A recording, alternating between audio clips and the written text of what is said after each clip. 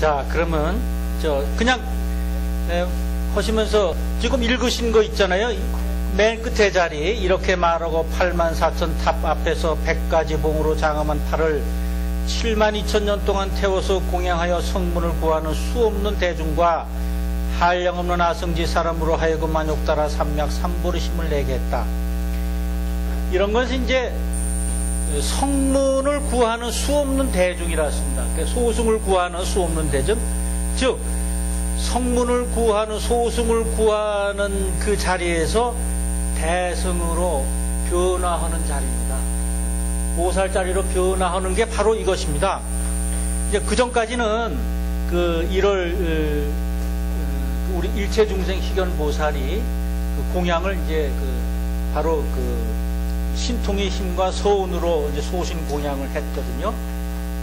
그래서 이제 팔을 이제 다시 이렇게 태우는 그런 장면이죠. 소신 공양하는 장면입니다. 그러니까 자기 몸을 태우고 불살르고 해서 이제 대승으로 이제 변화하는 자리입니다.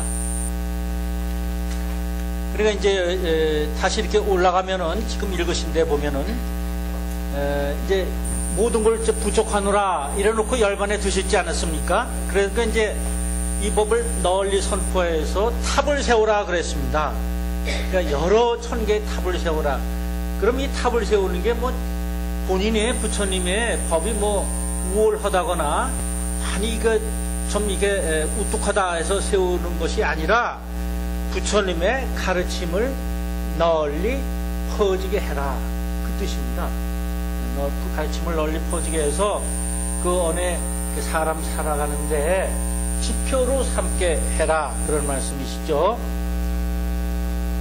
그래서 이제 그 시체를 공양하고 불사르고 84,000 보배 항아리에 84,000 탑을 세우고, 이 84,000이라는 건 우리가 생로병사 자비희사, 이게 8과 4,000 생로병사 이렇게 얘기도 하고 됩니다만, 우리가 84,000이라는 거는 수없이 많다 그런 뜻이 있습니다만, 84,000 우리가 중생들이 갖고 있는 고통이라 그러잖아요. 그러니까 그 고통 모두를 어떻게 해요? 없애려면 어떻게 되냐? 소신공양, 네가 고통이라는 것은 너를 내세웠기 때문에 고통이 오는 거니까 우주법칙 1월 정명덕 법칙에 순종하고 우주실상에 따르면 84,000 이렇게 모든 고통이 사라진다는 것입니다. 사라진다. 그래서 84,000 탑을 쌓아라 이런 말씀을 하신 거고, 그 풍경을 많이 달았잖아요. 풍경이라는 건 뭐예요? 바람이 불면 흔들려서 소리가 나서 사람들이 쳐다보게 되겠죠. 그러니까 이 부처님의 그런 가르침을 남들이 다 영향을 미치게끔 그렇게 하라 하고 이제 부촉하신 것입니다. 그랬더니 이제 일체중생 희견보살이 자기가 공양한 것이 좀 이제 미흡했어요. 미흡해가지고 자기 몸을 태우는 것입니다. 그래서 저 유인물 중요한 거 12쪽을 봐주시면요. 12쪽을 봐주시면 현 일체색신 삼매를 얻었다 그랬습니다. 현 일체색신 삼매. 이것은 일체색신 삼매라는 거는 색은 이제 말이고 신은 그 행동이고 삼매는 힘이거든요. 그래서 중생들의 근기에 따라서 그에 맞게 여러 가지 말과 행동으로 중생을 교화할 수 있는 능력, 즉 방편의 힘입니다. 방편의 힘이요. 이 법화경은 비유와 방편의 힘을 가지고 우리 중생을 교화합니다. 그러니까 이 방편이, 즉 세상을 살아가는 방법은 모두 다 편리하게 되어 있기 때문에 부처님이 그렇게 세상을 그렇게 만드셨는데 우리가 자꾸만 그 방법을 못 찾고 다른 데서 지금 어렵게 고생하고 있는 거예요. 그러니까 방편을 주셔가지고 이리로 찾아라 하는 것이죠. 그래서 그 열애수량품에 보면은요, 아들이 이제 용한 의사가 계셨는데 아들이 병이 났어요. 근데 약을 해서 줬는데 약을 안 먹어. 그러니까 이 아들은 이렇게 믿는 겁니다.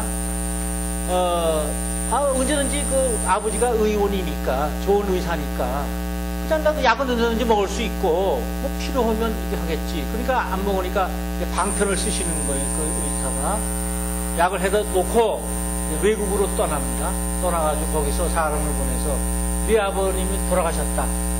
그러니까 그 아들들이 이제 본심을 찾아가지고, 안 계시는구나, 이제 큰일 났구나. 이제 자기들끼리 살아야 되겠다, 이런 마음이죠. 그래서 그 약을 먹고 병이 났습니다. 이제 그런 비유가 있습니다. 이거 방편을 쓰신 거거든요.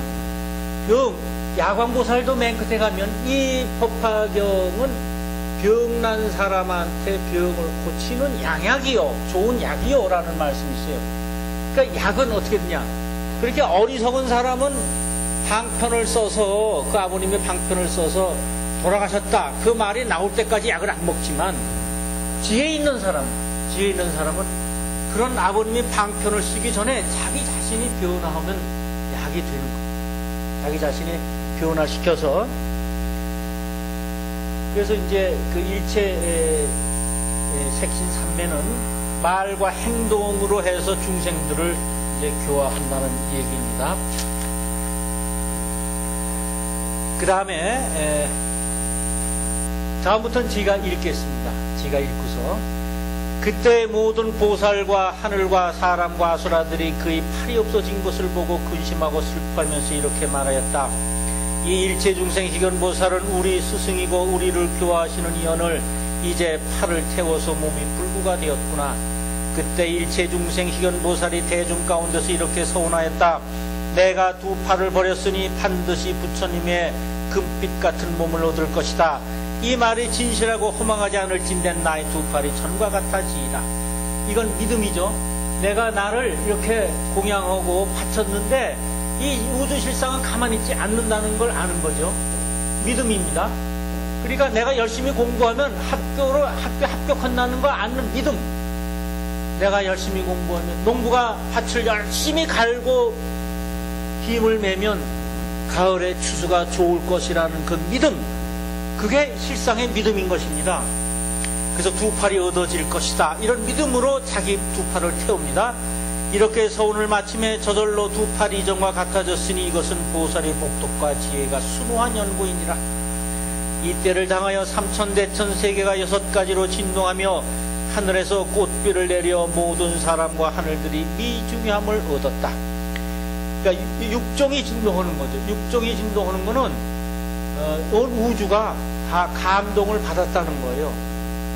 육종 진동은 이렇게 또 해석이 되지만, 우리 육신, 안입이 설신의 육군이 진동한다. 모두 다 환희심을 일으키고 진동한다는 것입니다. 환희심을 내서, 그 환희심을 내야 외마가 침범을 하지 않습니다. 아주 그냥 집안이 밝고, 그냥 사람들이, 식구들이 정말 의의가 좋고 똘똘 뭉치고 한마디 하면 다 관심을 보여가지고, 그러냐? 그리고 웃고, 이러면 외마가 절대 들어오지 않습니다. 근데 엄마가 얘기하면 애들은 가만히 뭐 딴짓하고 있다가, 엄마 무슨 말 했어? 이러면 이제 이게 큰일 나기 일보 직전입니다. 그러니까 우리가 요새 이렇게, 지난번에 제가 그 집안의 어른께서 돌아가셔가지고 거기를 갔는데, 이제 이 집안에 그 교육자 좀 이렇게 많이 있어서 교당 선생님이 계세요. 우리 사촌들이. 그래서 이제 학교 폭력에 대해서 얘기했더니, 뭐 신문에 나는 것도 맞습니다만 그 일부는 좀 이렇게 좀 그렇습니다. 왜냐하면 지금 그 문제는 대화가 없어서 그렇다는 거예요. 애들하고. 그래서 왜 대화가 없냐 그랬더니, 애들이 학교 끝나면 그냥 학원 가야지, 학원 갔다 오면 뭐 밤 12시 되고 어쩌고 부모하고 대화할 시간이 없습니다. 그러니까 그 오랫동안 괴로움을 당했으니까 대화 시간이 있으면 얘기할 거 아니에요, 부모님한테. 그 시간이 없다는 거예요. 그러면, 그래도 왜 자기 몸이 괴로운데, 얘기할 시간도 없고요. 시간 나면 컴퓨터 게임 해야죠, 다들. 자기 방에 들어가서 그거 해야지. 또 어머니 아버님이 기다려주지도 않고요. 뭐 얘기 좀 하자 이러지도 않고, 그러니까 그게 그렇게 온상처럼 숨겨서 자라왔다는 거예요. 그러니까 그 문제를 해결하는 어떻게 하느냐, 학교 폭력을 집안에서 애들과 대화가 있어야 됩니다. 대화가. 그래야 외마가 침범 안 오고 그 일이 그 집안이 이렇게 화 안 오고 그래야죠. 우리가 저 왜 그 16, 17, 18 사춘기 때, 요새는 뭐 사춘기 일찍 왔습니다만, 그때 왜 시커멓게 대낮에도 겉에 시커멓게 쳐놓고 왜 그 문학소년 또는 문학소녀가 돼서 왜 염세주에 빠지고 그러지 않습니까? 그럴 때 조심해야 됩니다. 그게 오래 끌면 안 됩니다. 부모님 입장에서 한 1, 2년 하다 말면 되지만 그게 너무 오래 끌면 이제 우울해지면 외마가 침범을 합니다. 그러면 이제 인생을 다르게 보는 거예요. 환하게 보지 않고. 그래서 집안은 항상 환하게 하고 있을 것. 집 고를 때도 환한 집을 살 것. 뭐 다 아시겠죠?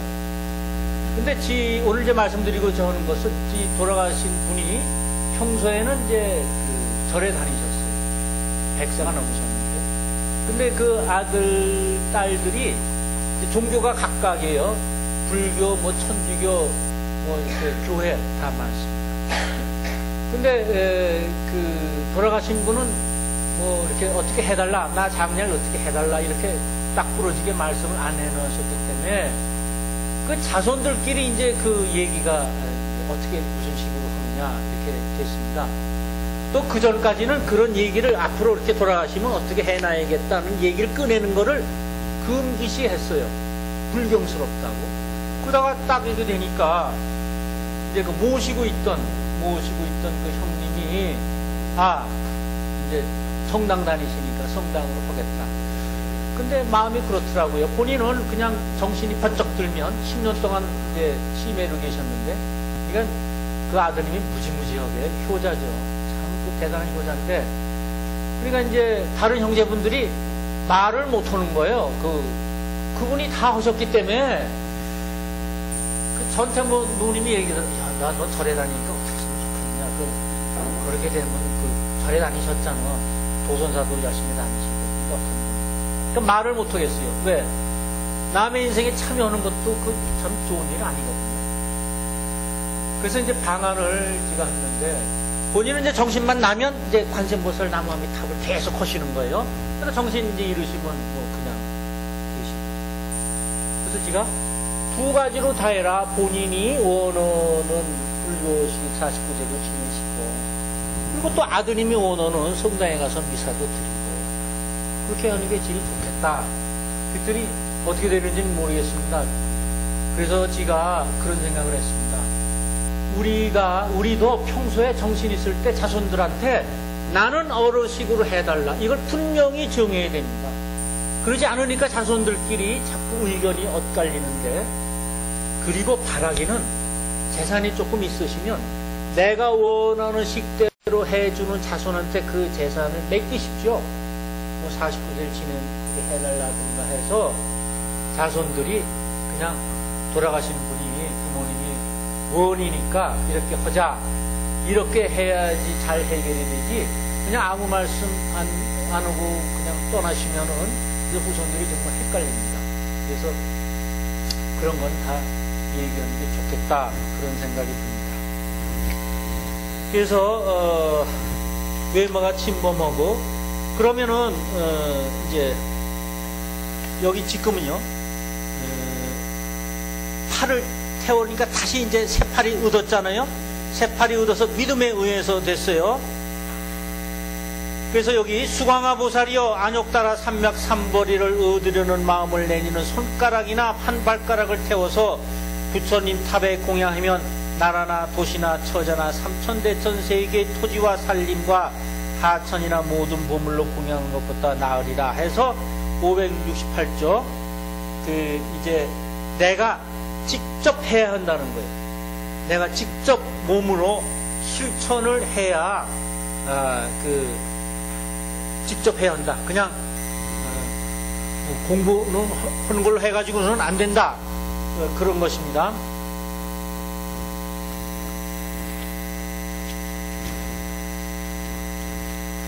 그래서 이제 만일 어떤 사람이 삼천대천 세계 칠보를 가득히 채워서 부처님과 대보살과 벽지불과 아란에게 공양하더라도 그 사람의 공덕이 이 법화경의 내귀절 한계성을 받아 지닌 많은 복덕과는 같지 못하느니라. 그래서 이 법화경에서는 법화경의 한계성 한 귀절을 외우는 게 많은 걸 고시하는 것보다, 공양하는 것보다 더 수승하다는 얘기를 계속 하고 있습니다. 그러니까 우리가 법화경 공부를 하고 그렇게 용안의 신비나 없이나 이런 것도 외우는 것은 그 다른 공덕보다 더 크다는 것이죠. 그래서 이제 우리 법화경에서 이제 이런 예를 많이 합니다. 법화경이 왜 우수하냐? 법화경은 부처님께서 최후에 말씀하신 것인데, 법화경에서 다른 경전, 화엄경이나 금강경이나 이건 금엄경이나 이걸 다 하시고 나서 법화경에 와가지고 다 꽃을 피웠다. 이런 말씀도 하지만 여기에 이런 귀절이 있습니다. 법화경이 왜 최고냐 하는 것이죠. 수광화보살이여, 마치 모든 시내와 569쪽 개천과 강들의 모든 물 가운데는 바다가 제일이듯이 이 법화경도 그와 같아서 여러 열애가 말씀하신 모든 경 가운데 가장 깊고 크니라. 많은 물 가운데, 시내 물이나 강물 가운데 바다가 제일 크고 깊듯이 이 법화경도 그러하리라 하는 것은 일체 다른 경전도 법화경에 의해 통일이 될 것이다 라는 말씀입니다. 그러니까 시내와 강은 뭐예요? 다른 경을 얘기하는 거예요. 많은 시내와 개천과 강들이, 그건 뭐냐? 다른 경을 얘기한 거예요. 다른 경을 얘기하고 끝에 와서는 바다, 그것은 법화경을 얘기한 것입니다. 그러니까 세월이 가면 법화경으로 다 통일이 됩니다.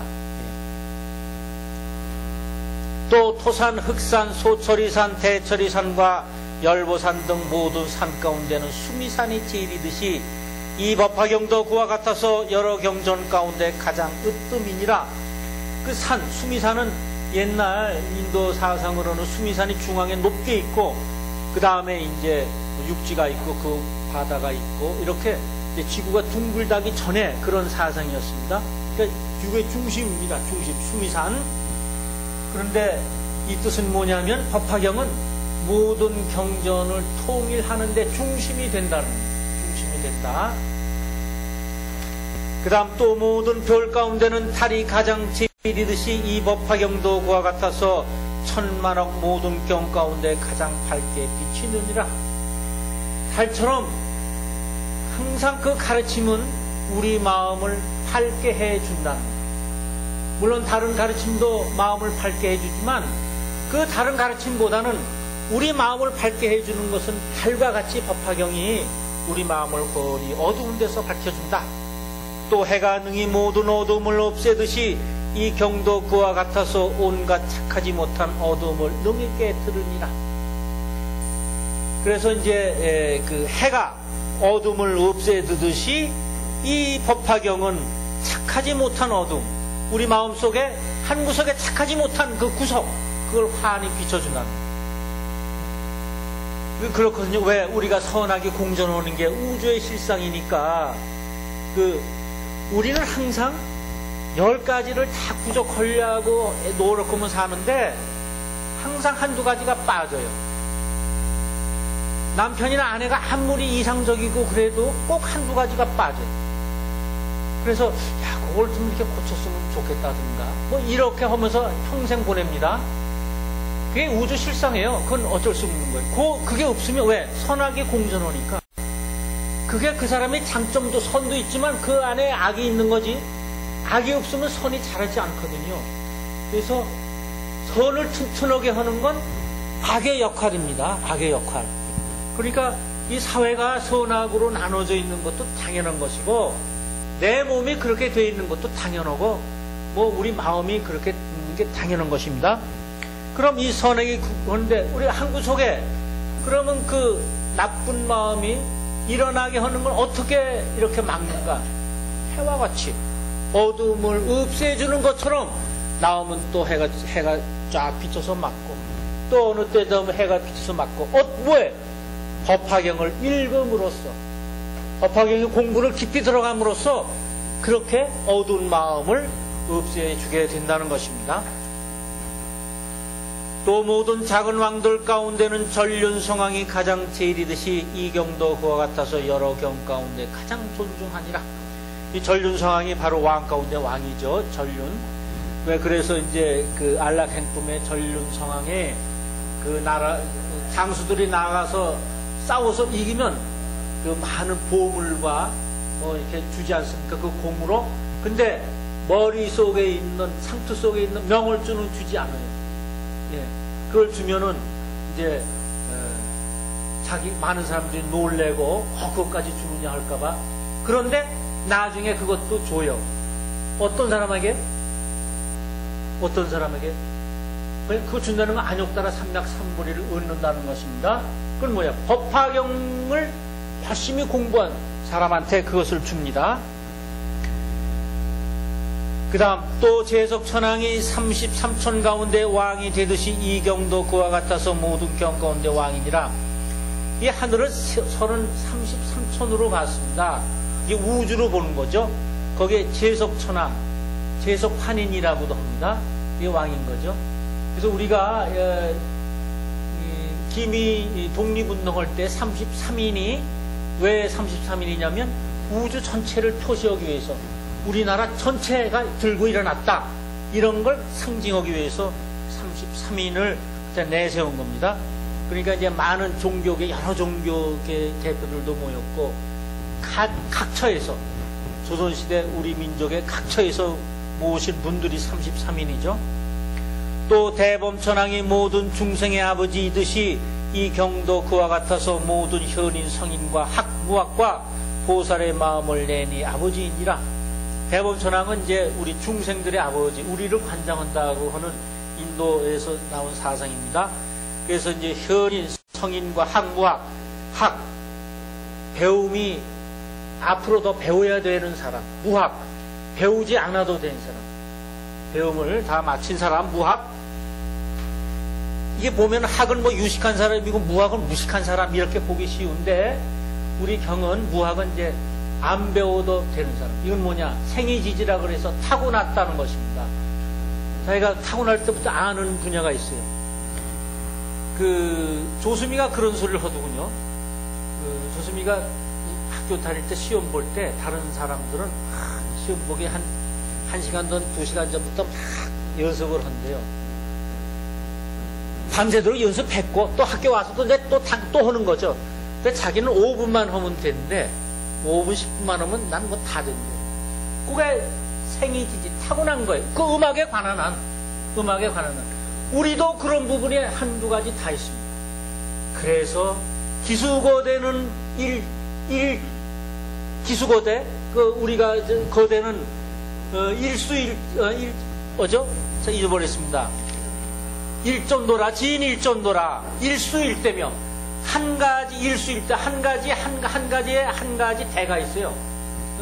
그리고 지인 일전도라, 하나 쏘면 다 맞는 거리에 있어요. 그것은 왜냐? 어떤 사람이나 한 가지 재주는 다 가지고 나오는데 그게 활 한바탕 거래요. 쏘면 맞게 돼 있어요. 그 안에 있어요. 노력하면 되는 거죠. 노력하면. 근데 그거 일수일대, 그 한 가지를 잘 깨달아야, 본인이 깨닫지 못하면 부모님이라도 우리 자식은 재주가 이런 걸 타고났어. 그래야 그 애가 활 한바탕 거리로 이제 사는 겁니다. 자기가 할 수 있다는 거죠. 자기가 능히 할 수 있다는 거예요.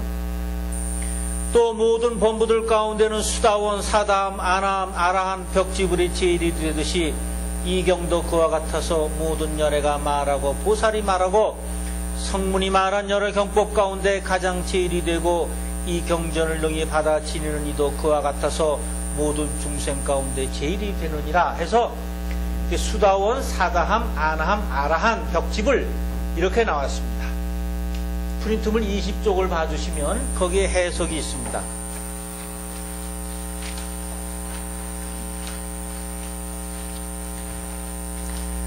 수다원이라는 것은 이제 이게 4단계인데, 수다원은 이제 부처님이 이제 불문에 이제 방금 들어온 사람을 얘기합니다.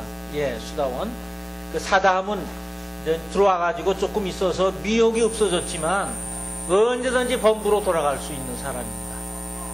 그러니까 누가 이제 야 저희가 좋대 그러면 얼른 따라가는 사람이에요. 그다음 아나함은 이제 믿음이 좀 생겨서 범부로 돌아가지 않는 이제 믿음이 조금 깊은 사람이 되고, 아라한은 모든 번뇌를 없애버린 사람입니다. 그러니까 다시 절대로 돌아가지 않습니다. 이 아라한을 무생이라고 그럽니다. 무생, 나지 않은 것. 그러니까 이제 공의 상태에 있다는 거죠. 공의 상태, 무생, 아라한. 그 다음 이제 벽지불이에요. 벽지불은 연각이라고도 하는데, 공의 이치를 깨달은 사람입니다. 그래서 이 사람은 12인연법을 잘 관해서 벽지불이 됩니다. 우리 화성유품에 이 12인연법이 좀 잘 나와 있습니다. 그래서 이 우주 자연 이제 변화에 대해서 외부의 인연 없이, 스승이 없이 홀로 깨달은 사람입니다. 그래서 제가 이 그 벽지불 어느 경제입니까 하고 옛날 스님께 여쭤봤더니, 벽지불은 바람이 불면 바람의 소리를 다 알고, 나무가 있으면 나무가 뭘 얘기하는 걸 알고, 시냇물 흐리면 시냇물 소리, 이 새가 울면 새가 우는 소리를 다 알 수 있답니다. 그러니까 자연과 내가 하나가 되는 거죠. 예. 그래서 그 벽지불은 이제 대단한 그런 것입니다. 이 일체 성문 벽지불 가운데 보살이 제일이듯이 이 법화경도 그 가운데 제일이다. 이것은 바로 대승경전 가운데 제일이라는 것입니다. 모든 성문 벽지불 가운데는 보살이 제일이듯이 이 경도 그와 같아서 모든 벽법 가운데 가장 제일이 되느니라. 대승경전 가운데 법화경이 제일이라는 것이고, 부처님이 모든 법의 왕이듯이 이 경도 그와 같아서 모든 경 가운데 왕이 되느니라 했습니다. 그 다음, 수강하여 이 경은 능히 모든 중생을 구원하는 것이며, 이 경은 모든 중생으로 하여금 모든 괴로움을 여의게 하며, 이 경은 모든 중생들을 이익하기 위해서 그 소원을 만족케 하느니라. 여기서 원문을 봐주시면 20쪽에 그 위를 봐주세요. 20항이죠. 20항 572쪽에 20항 보시면, 수강하여 차경은 능구 일체 중생자며 차경은 능령 일체 중생으로 이제 보내며 차경은 능대 요익 일체 중생하여 충만 기원한다. 이랬습니다. 그러면 이 경은 세 가지 일을 한다는 것입니다. 경은 세 가지 일을. 그래서 이제 프린트물 나눠드린 맨 3페이지를 보십시오. 3페이지.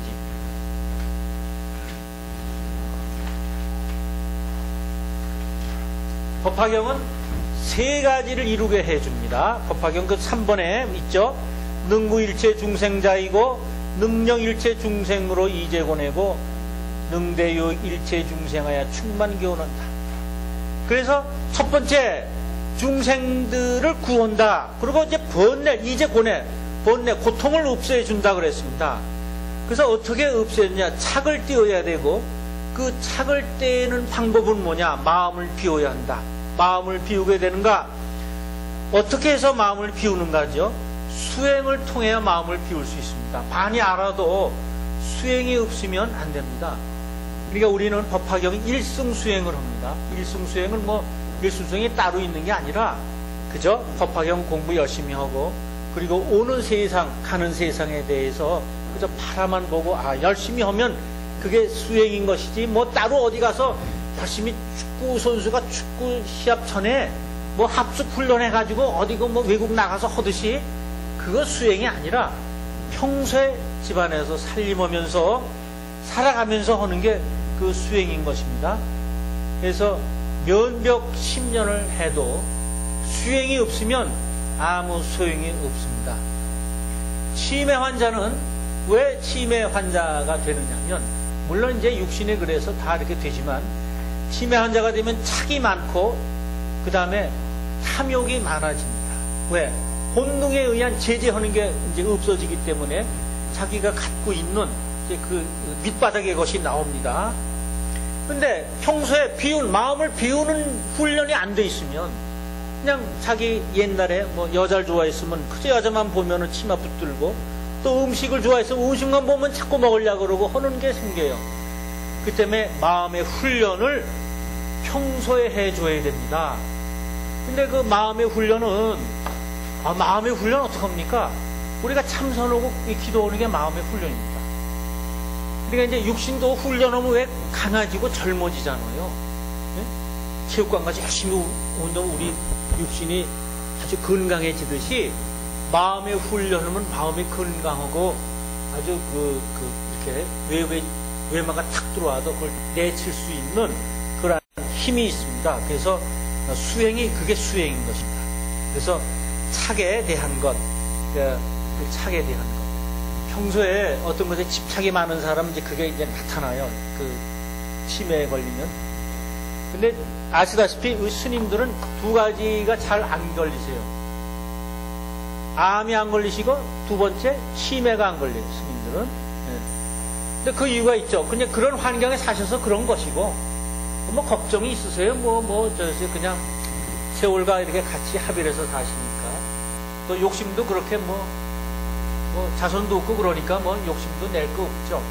그러니까 이제 그런 병이 안 걸리시는데 우리도 생활은 집에 서더라도 마음만큼은 그렇게 마음을 비울 수 있는 그런 기회를 가져야 되고 1년에 최소 1주일, 2주일은 그런 데를 가셔서 몸과 마음을 다 이렇게 한번 닦을 수 있는 그런 기회를 가지시기 바랍니다.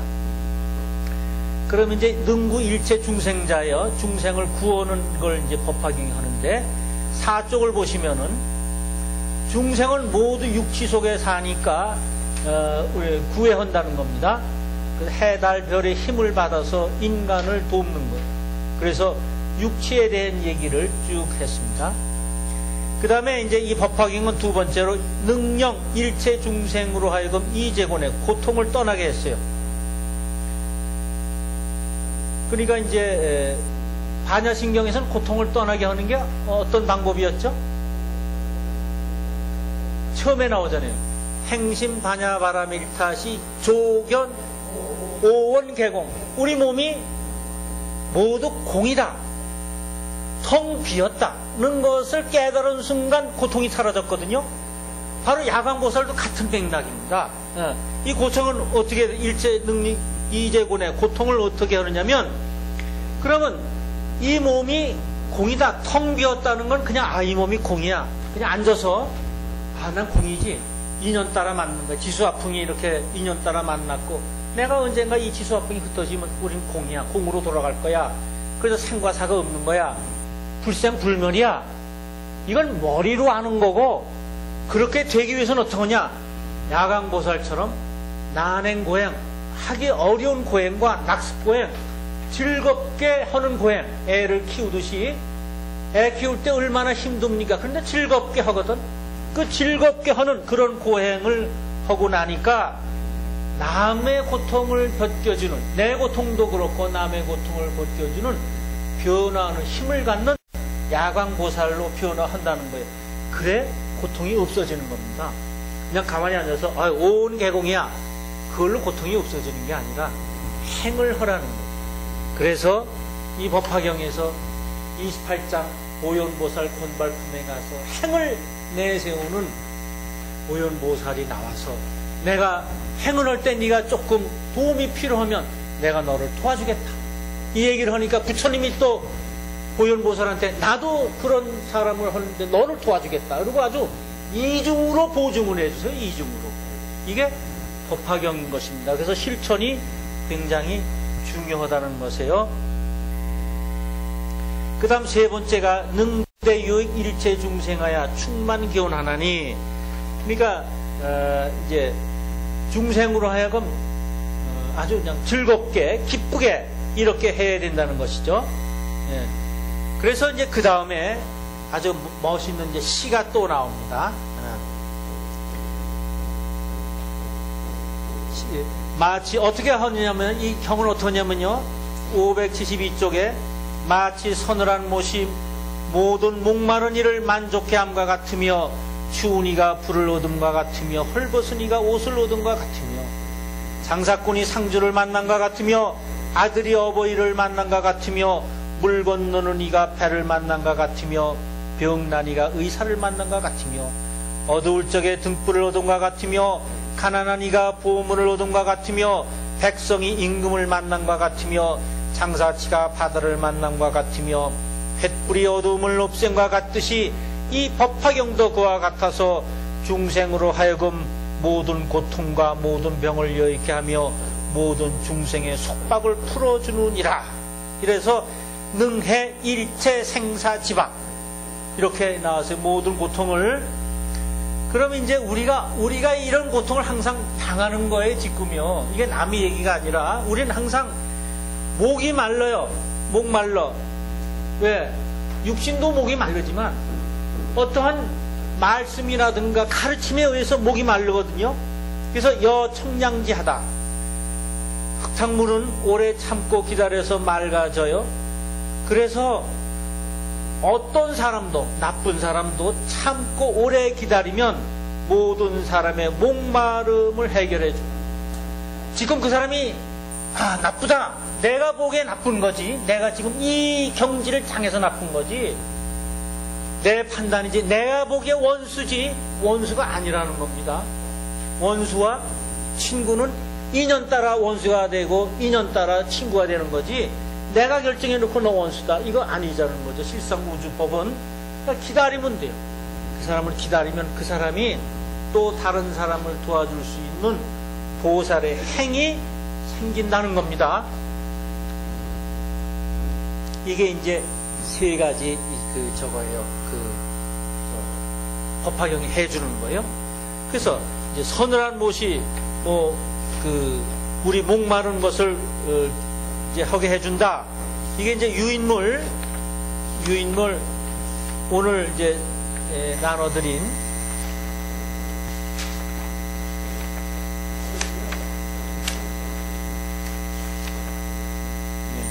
21쪽, 20쪽부터 21쪽에 쭉 나와 있습니다.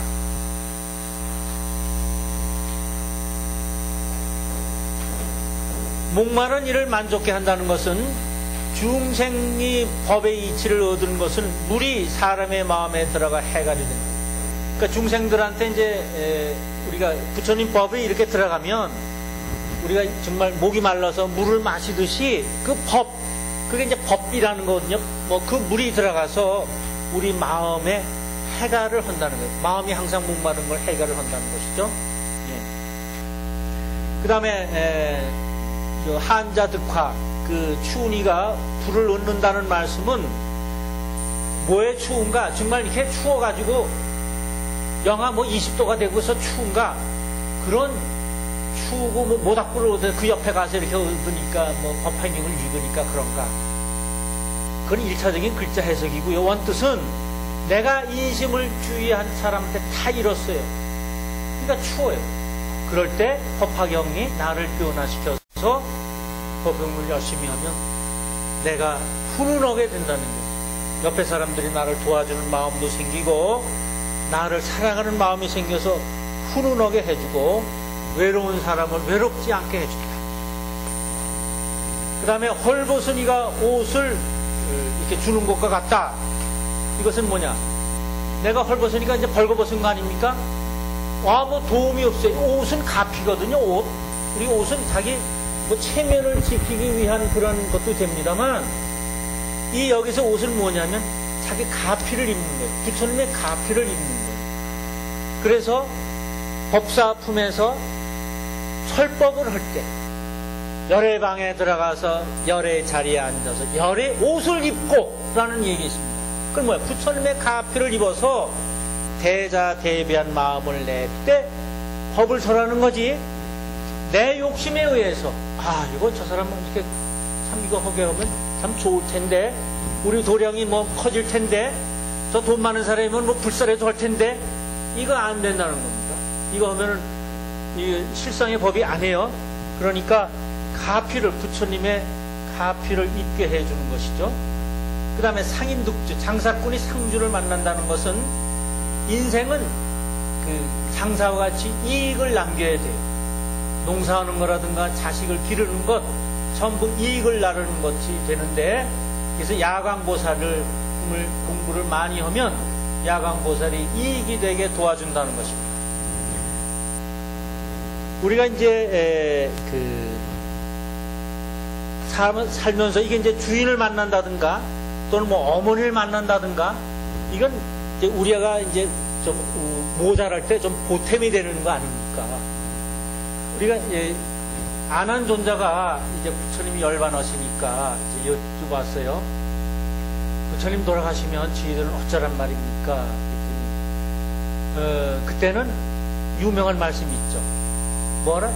자등명, 법등명 하라. 그런 말씀 하셨습니다. 자등명, 법등명. 나를 스승으로 삼고 법을 스승으로 삼아라. 법등명. 이 나를 스승으로 삼는다는 것은 내 속에 불성이 있다. 그걸 믿으라는 것입니다. 불성이 있다. 부처님이 될 성품이 있다는 것을 믿고, 그 다음 법등명하라는 것은 법, 진리를 거울로 삼아라, 등불로 삼아라 하는 것입니다. 근데 이제 이걸 잘 알고 있어요. 우리가 이제 우리한테 해주시는 말씀이죠. 안한존자한테 말씀해 주신 것도 되지만, 우리 인생을 살아가는 방법으로 우리가 이럴까 저럴까, 아유 헐까 말까, 누구 얘기 뭐 들으면 좋다는데 헐까, 아유 또 이쪽 얘기 들으면 또 안 된다는데 헐까 말까, 이제 그게 우리 인생 살아가는 겁니다. 그래서 이렇게 뭐 그럴 때는 어떻게 하는가, 뭐 이 말을 이제 떠올리십시오. 자등명, 법등명 이렇게 해서. 근데 한 가지 이제 법칙이 있어요. 내가 이런 것에 자꾸 이제 남한테 의지한다면, 남의 말이나 남하에게 의지하면 그게 무명에 가리는 겁니다. 어리석음에 가리는 거예요. 특히 뭐 이렇게 좀 이렇게 뭐 점을 좀 친다든가 이러면은 신이 나한테 들락날락해요. 그때부터는 이제 신이 나한테 들락날락해가지고 무슨 수를 쓰든지 또 끌고 가요, 나를. 그러니까 김씨네 점 치는 집에 갔다가 좀 흡족하거든. 왜? 이 세상은 만족한 게 없으니까. 2%가 부족하니까. 또 박씨네 집에 또 가서 아마 그제에게 또 맞아. 근데 그게 또 싹 없어져. 왜? 김씨 집에 가서 그게 맞았으면 그냥 평생 김씨 집만 다니면 되는데 그런 사람 하나도 없거든. 박씨도 갔다가 최씨도 갔다가 뭐 유씨도 갔다가. 지난번에 어떤 뭐 TV 프로에 화성인이라는 보셨어요? 네, 보니까 어떤 젊은 여자분이 그 점집을 다니는데 일생 점으로 자기가 그 점이 지배를 했거든요. 재산도 꽤 없애고 아파트 한 채 날라가다 그래요. 그리고 직장 여성인데. 그러니까 내가 오늘 어디 간다. 그게 가는 게 좋은지 나쁜지부터 우선 점부터 치러 가요. 근데 자기가 없어요. 그러면 꼭 신이 자기한테 들락날락합니다. 그러면 그 신을 뛰겨서 더 큰 신한테 빌어야 되고, 그 큰 신을 하기 위해서 또 더 큰 신. 나중에는 그것을 이겨낼 신이 없어요. 그게 법력이 되면 자기가 해결하는 거예요. 자등명, 법등명 하면 자기가 법력이 생기는 거예요. 이런 걸 계속하면 신과는 살력 없거든요. 일체 중생 희견보살도 모든 사람이 그 사람을 만나기를 좋아하고 만나면 다 기뻐하는 그러한 힘을 가졌지만, 소신공양할 때 자기는 그 공양이, 그 힘이 어디서 얻었냐? 바로 수의 실력으로 얻었다고 그랬어요. 그런 분도, 그 대단한 분도 수의 실력으로 공양을 내가 했기 때문에 아니다. 내가 진짜 내 몸을 태워야 되겠다. 왜? 그건 법을 얻은 겁니다. 실력으로 공양하니까 나는 좋을지 몰라도 다른 사람을 변화시킬 힘이 없어, 나한테. 일체 중생 희견보살은 변화시키는 힘을 못 갖고 있어요. 그래서 소신공양 자기 양파를 버리고 태워서 법력을 얻어서 야광보살이 돼가지고 그 야광보살이 병을 고치는 거지, 일체 중생 희견보살이 병을 고치는 게 아니에요. 그냥 좋기만 해. 만나면 우리도 그런 사람이 있잖아요. 만나면 참 좋아. 즐겁고 말도 잘하고 웃은 소리 잘하고 음담 패설 잘하고 아주 깔깔대고 웃어. 그렇지만 어려운 문제가 날 때 그 사람한테 물어보진 않아. 그 사람이 가르쳐준 대로 가진 않아요. 왜? 그냥 그렇게 쓰이는 것 뿐이에요. 그럼 누구한테 하는가? 자기가 뭐 믿는 스승이라든가 아니면 우리는 어때? 이 경에 강 한 품 읽고 기도하고 그때 쑥 나를 따라서 나오는 것 독경을 하든가 경공부를 하든가 선을 해서 하시잖아요. 그 다음에 이제 그 산매에 들어가니까 나한테 곧바로 따라오는 희열 같은 게 있어요. 그게 진짜예요. 이제 하시면은요, 그냥 기도하시고 나서 아무것도 못 얻었다. 그 다음에 또 하는 거예요. 근데 어느 날 이제 기도하고 났더니 참 내가 그냥 이상하게 마음이 울렁거리고 향기도 나는 것 같고 정말 향기도 정말 납니다. 그리고 정말 나한테 뭐 어제까지 생각지 않았던 새로운 게 개척이 되고 야, 이 경이 이런 뜻이 있었네 한의심이 날 때 바로 뒤따라오는 생각. 내가 어저께 이거 할까 말까 같은 게 이거 하면 되겠어. 그게 실상입니다. 그렇게 하셔야지 누구한테 자꾸 물어보면 한 번 물어보는 게 100번까지 물어봐도 해결이 안 나요. 전 진짜 옛날에 대단한 분을 알고 있었거든요. 어느 대통령님의 완전히 그게 주치의원인데 먼저 자기 문제나 나는 문제 해결 못하더라고요. 네, 못하더라고요. 일찍 가시더라고요. 그러니까 그게 안 돼요. 우리 제일 유명한 분이었는데 안 돼요. 왜? 수의 실력으로는 안 돼요. 법력이 키워야지. 그러니까 우리가 그 법령 어떠냐? 열심히 살면 노랗게 살고 그저 의의 좋게 살면 요새 우리 막내가 그러대요. 오거든요. 엄마 아버지 이렇게 자꾸 좀 만져주고 아버지는 엄마 만져주고 그러래. 뭐 인터넷에서 떴대나 그래야 둘이 오래 산대요. 스킨십을 이렇게 나이가 많이 먹어도 자꾸 그렇게 해주라는 거예요. 그러듯이 그게 열심히 사는 거예요. 열심히 살고 뭐 밤새워서 뭐 일을 하라는 게 아니라 그렇게 열심히 살면 신이 우리 근처에도 못 와요. 그러니까 신적이 안 돼요. 그럼 이제 법력이 생기는 겁니다. 그러니까 우리는 그러한 것으로 나의 길을 삼아야지. 어머니를 삼고 주인을 삼고 성질을 삼아야지. 자꾸 다른 사람한테 물어보고 말에 따라가면 안 됩니다. 그 다음 도둑성. 물 건너는 이가 배를 만난 것 같아요. 이 배라는 건 방편이죠. 방편. 그러니까 물을 건너는데 물 건너는 방편이에요. 그 편리하게 물을 건너는 그 방법. 어려운 일을 만나면 방편을 써서 살아가는 방법을 가르쳐줘요. 뭐가? 법화경리. 병난이가 의사를 만난 것 같아요. 병든 사람이 의원을 만나면 몸이 치유되듯이 법화경은 마음의 병을 고쳐줘요. 마음의 병을. 그 다음에 암등등 어두울 때 등불을 얻는 것은 어제까지 캄캄해서 몰랐는데 법화경을 읽고 나니까 오늘 새로운 게 생각이 났어요. 그래서 새로운 길이 열려요. 그 다음 빈득보. 가난한 이가 보물을 얻는다는 것은 가난을 면하게 하고 배움을 발해서 지혜를 부족케 한다는 말씀이고, 또 백성이 임금을 만난다는 것은 하늘 땅 사람의 이치를 연결해서 화합하게 하고 또 백성이 임금한테 의지하게 된다는 것입니다. 그 다음에 고객득해. 장사치가 바다를 만난다는 것은 어디든지 자기 일이나 말의 맛을 내게 해서 여러 사람이 즐겁게 함께 해주겠다는 거예요. 장사치는 뭐 물건을 필요한 사람한테 다 주잖아요.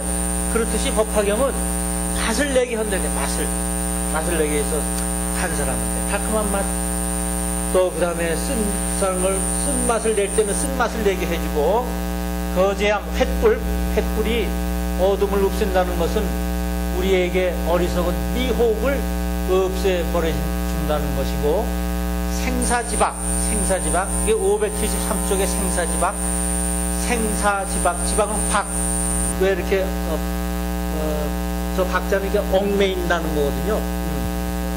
속박한다 그런 거죠.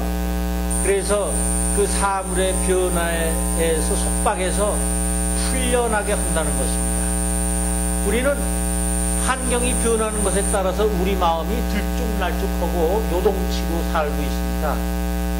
그래서 세상의 변화에 따라서 우리가 갈팡질팡하고 사는데 더우면 덥다고 또 불평이고 추우면 춥다고 하고 이익이 나면 좋아서 날뛰고 손해가 나면 죽는 신용을 하고 부자가 되면 교만해지고 가난해지면 비굴해지고 남이 나를 욕하면 성을 내고 누가 나가 내 아를 칭찬하면 우쭐대고 삽. 이것은 바로 그 환경에 끄달려서 사는 거예요. 그러니까 그게 구속되는 거예요. 칭찬에 구속이 되고 내가 또 남이 욕하는데 내가 성내는데 구속이 되고 이것을 법화경은 그걸 쇠사슬처럼 구속하는 것을 다 펼쳐버리게 한다는 것입니다. 그래서 어떠한 환경이 있더라도 동요하지 않고 나의 마음의 안정을 찾게 된다는 것입니다. 이게 이제 여기까지 아까 읽은 것까지 해석이었습니다. 조금 쉬었다가 다시 하겠습니다.